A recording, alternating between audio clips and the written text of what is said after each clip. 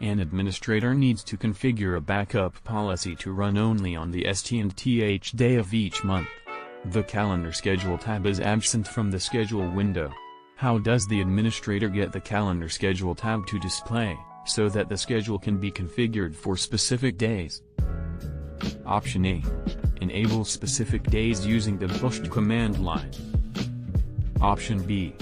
Enable specific days using the master server's host properties. Option C. Configure a start window within the schedule. Option D. Change the schedule type from frequency to calendar.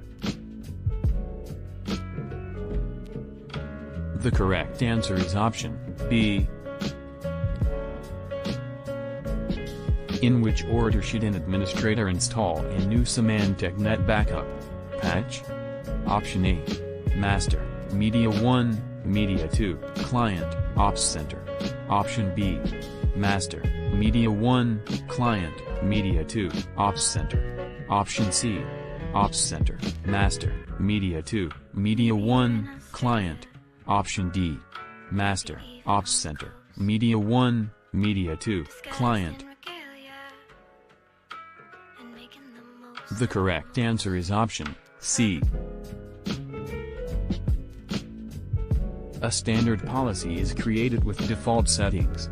The hosts S and S are added as the client list.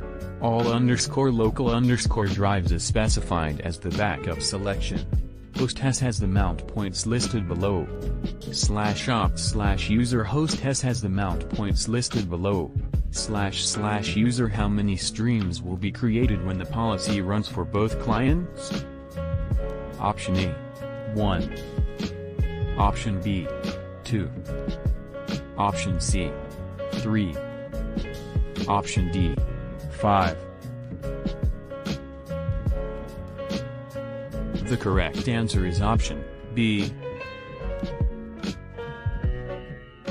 A Unix client has the mount points listed below. /var/user/opt/home. A backup policy for this client has allow multiple data streams enabled and contains a backup selections list with the all_local_ drives directive.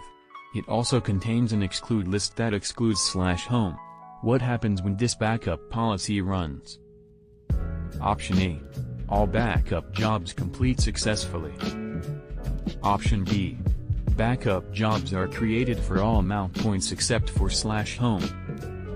Option C. The backup job for /home is partially successful because /home is excluded. Option D. The backup job for /home fails because /home is excluded. The correct answer is option D.